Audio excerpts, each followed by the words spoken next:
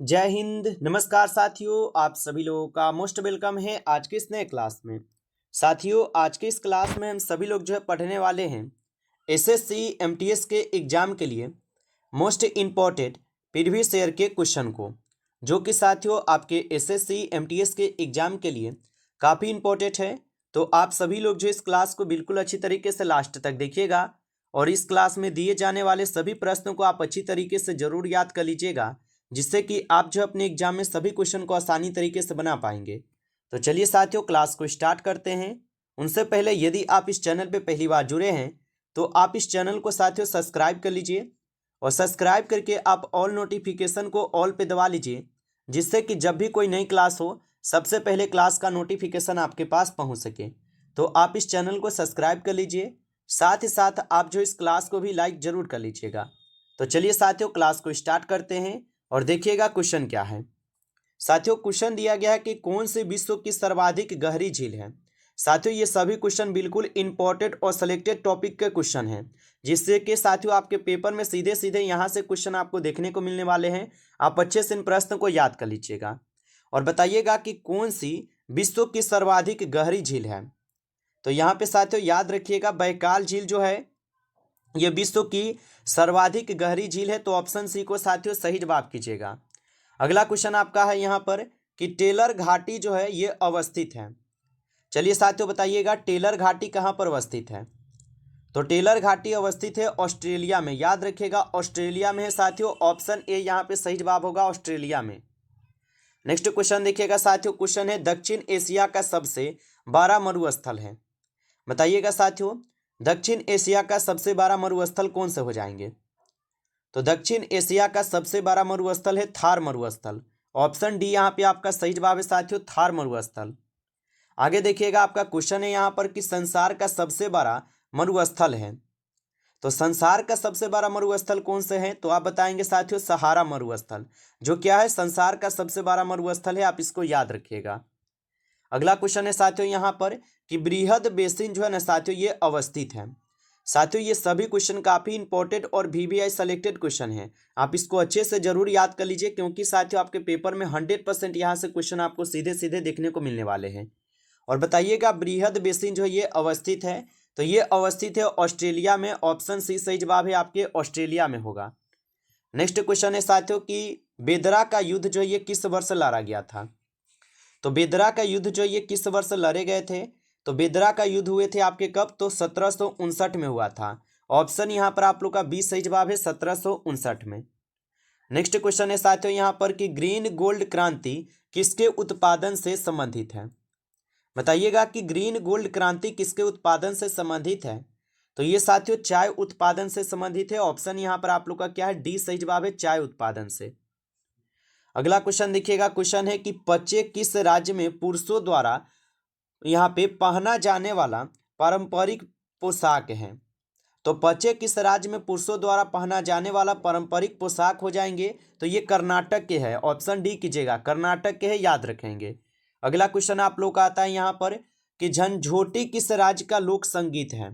लगाइएगा साथियों आंसर कि झंझोटी किस राज्य का लोक संगीत है। तो झंझोटी हो जाएंगे आपके किस राज्य का लोक संगीत, तो आप बताएंगे ये हिमाचल प्रदेश का लोक संगीत है। ऑप्शन ए यहाँ पे सही जवाब है। अगला क्वेश्चन देखेंगे साथियों, क्वेश्चन है कि सोलर कुकर में कौन सा यहाँ पे दर्पण प्रयोग होता है। तो सोलर कुकर में साथियों याद रखेंगे इसमें आपके समतल दर्पण प्रयोग होते हैं। ऑप्शन यहाँ पर आप लोग का बी सही जवाब है, समतल दर्पण। अगला क्वेश्चन आप लोग का आता है साथियों कि निम्न में से किस जैन तीर्थकर का प्रतीक चिन्ह नील कमल है। बताएंगे साथियों कि निम्न में से किस जैन तीर्थकर का प्रतीक चिन्ह जो है नील कमल हो जाएंगे। तो साथियों ये हो जाएंगे नेमिनाथ जी के, ठीक है, याद रखेंगे नेमिनाथ जी हो जाएंगे। ऑप्शन डी यहाँ पर आपका सही जवाब है, याद रखेंगे। अगला क्वेश्चन है साथियों यहाँ पर कि किस संविधान संशोधन द्वारा लोकसभा सीट 525 से बढ़ाकर 545 जो है ना कर दी गई है। तो किस संविधान संशोधन द्वारा लोकसभा की सीट 525 से बढ़ाकर 545 कर दी गई है। तो ये 31वां संविधान संशोधन हुआ था, जिसके तहत 525 से बढ़ाकर 545 कर दिया गया। अगला क्वेश्चन देखेंगे, क्वेश्चन है वित्त आयोग का वर्णन किस आर्टिकल में किया गया है। तो वित्त आयोग का वर्णन जो है ये आर्टिकल 280 में की जाती है। ऑप्शन यहाँ पर आप लोग का बी सही जवाब है साथियों, आर्टिकल 280 में। नेक्स्ट क्वेश्चन देखिएगा, क्वेश्चन है कि प्राइस ऑफ वॉर किसकी लिखित पुस्तक है। लगाइए आंसर साथियों। और साथियों आप लाइक नहीं किए इस क्लास को तो आप लाइक जरूर कर लीजिएगा इस क्लास को, ठीक है। और चैनल पे पहली बार जुड़े हैं तो आप इस चैनल को भी सब्सक्राइब करके आप ऑल नोटिफिकेशन को ऑल पे दबा के जरूर जुड़ जाइएगा, जिससे कि जब भी कोई नई क्लास हो सबसे पहले क्लास का नोटिफिकेशन आपके पास पहुंच सके। तो आप इस चैनल को सब्सक्राइब कर लीजिए, साथ ही साथ आप जो इस क्लास को भी लाइक जरूर कर लीजिएगा। और बताइएगा साथियों यहाँ पर कि प्राइस ऑफ वॉर किसकी लिखित पुस्तक है। तो आप याद रखिएगा ये आपके सैमुअल हर्ष के हैं, ठीक है। ऑप्शन बी यहाँ पर आप लोग का सही जवाब है, सैमुअल हर्ष के हो जाएंगे। अगला क्वेश्चन आता है, जीतू रोय का संबंध किस खेल से है। तो जीतू रोय का संबंध जो है ये किस खेल से हो जाएंगे। तो जीतू रोय का संबंध हो जाएंगे आपके निशानेबाजी खेल से। ऑप्शन यहाँ पर क्या है, डी सही जवाब है, निशानेबाजी खेल से है, याद रखेंगे। अगला यहाँ पर आपका प्रश्न दिया गया, निम्नलिखित में से किस अधिवेशन में कांग्रेस का विभाजन हुआ था। चलिए साथियों बताएंगे कि निम्नलिखित में से किस अधिवेशन में कांग्रेस का विभाजन हुआ था। तो कांग्रेस का विभाजन होता है आपके सूरत अधिवेशन 1907 में। ऑप्शन आप लोग का क्या है, तो डी सही जवाब है, सूरत अधिवेशन 1907 में होता है। अगला यहाँ पर आपका प्रश्न है कि ठोडा किस राज्य की युद्ध कला है। तो ठोडा किस राज्य की युद्ध कला है, तो ये हो जाएंगे हिमाचल प्रदेश के। ऑप्शन यहाँ पर आप लोग का सी सही जवाब है, हिमाचल प्रदेश। अगला क्वेश्चन देखिएगा, क्वेश्चन है भारत के नियंत्रक एवं महालेखा परीक्षक का उल्लेख किस आर्टिकल में किया गया है। चलिए बताइएगा, भारत के नियंत्रक एवं महालेखा परीक्षक का उल्लेख किस आर्टिकल में किया गया है। तो ये आर्टिकल यहाँ पे कितना में की गई है, 148, यानी कि ये अनुच्छेद 148 बोल सकते हैं। ऑप्शन सी यहाँ पे सही जवाब है। अगला क्वेश्चन है साथियों कि किस शास्त्रीय नृत्य गाना को पद्म भूषण प्राप्त करने वाले सबसे युवा के रूप में जो है ना पहचाना गया है। तो साथियों ये तो पहचाने गए हैं सोनल मानसिंह को। ऑप्शन डी हो जाएंगे यहाँ पे सही जवाब, सोनल मानसिंह हो जाएंगे। और नेक्स्ट क्वेश्चन है आप लोग का कि एकमात्र व्यक्ति जो प्रधानमंत्री, उप प्रधानमंत्री और मुख्यमंत्री रहे जिन्हें भारत रत्न प्राप्त हुआ है। बताइए साथियों, तो एकमात्र व्यक्ति जो प्रधानमंत्री, उप प्रधानमंत्री और मुख्यमंत्री रहे हैं जिन्हें भारत रत्न प्राप्त हुआ है वह कौन हो जाएंगे। तो आप बताएंगे साथियों, ये मोरारजी देसाई हो जाएंगे, ठीक है। ऑप्शन यहाँ पर क्या है आपका, बी सही जवाब है, मोरारजी देसाई होगा। नेक्स्ट सवाल है आप सभी लोग का कि कुर्द जातीय समूह किस क्षेत्र से संबंधित है। तो कुर्द जातीय समूह किस क्षेत्र से संबंधित है, तो ये तो इराक से है। ऑप्शन ए यहाँ पे सही जवाब है, इराक से संबंधित है। आगे देखेंगे, क्वेश्चन है आप लोग का सबसे लंबे समय तक लोकसभा के अध्यक्ष कौन रहे थे। तो सबसे लंबे समय तक लोकसभा के अध्यक्ष रहे थे आपके बलराम जाखंड। ऑप्शन यहाँ पर क्या है, बी सही जवाब है, आप सभी लोग का याद रखेंगे। चलिए आगे देखिएगा, यहाँ पर आपका प्रश्न है कि कौन सा अनुच्छेद राज्य के राज्यपालों से संबंधित है।